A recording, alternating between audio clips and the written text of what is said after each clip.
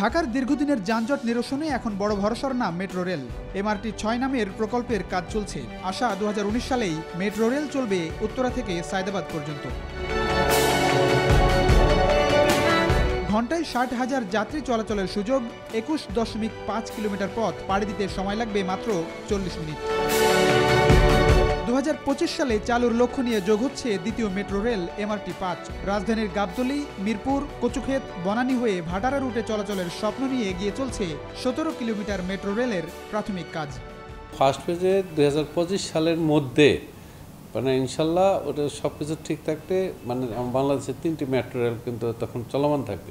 ৩টা metro line করা ২০২৫ সালের মধ্যে আমার মনে হয় এটা এক্সট্রিমলি ডিফিকাল্ট। যে গতিতে চলছে আমার তো মনে হয় না এটা সম্ভব হবে। ফুটপাথ রিক্লেমেশন এবং অবৈধ ছোট ছোট যান নিয়ন্ত্রণ করতে পারলে এখানে বড় বড় প্রকল্প হওয়ার আগেই যানজট সহনীয় পর্যায়ে নিয়ে আসা সম্ভব।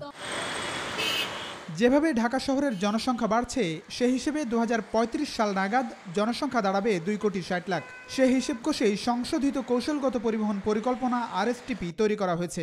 যে পরিকল্পনায় ২০৩৫ সাল নাগাদ ৫টি রুটে মেট্রো রেল, ৩টি বৃত্তাকার পথ, ২টি রুটে বাস র্যাপিড ট্রানজিট বিআরটি নির্মাণ করা হবে।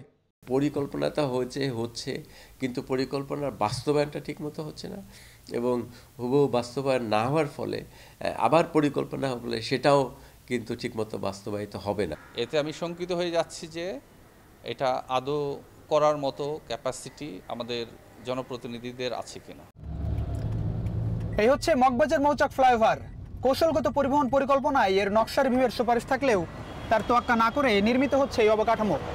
ফলাফল ভবিষ্যৎ পরিকল্পনায় থাকা এই রুট দিয়ে বিআরটি এবং মেট্রো রেল নির্মাণে এই ফ্লাইওভারই এখন বড় বাধা হয়ে দাঁড়িয়েছে। ২০৩৫ সাল মেয়াদি যে মহাপরিকল্পনা নেওয়া হয়েছে সেখানেও এরকম বেশ কিছু অসঙ্গতি রয়েছে। আর তাই হাজার কোটি টাকার সব প্রকল্প শেষমেশ হিতে বিপরীত হয় কিনা তা এখন থেকে ভাবতে বলছেন নগরবিদরা। প্লাবন রহমান, নিউজ 24, ঢাকা।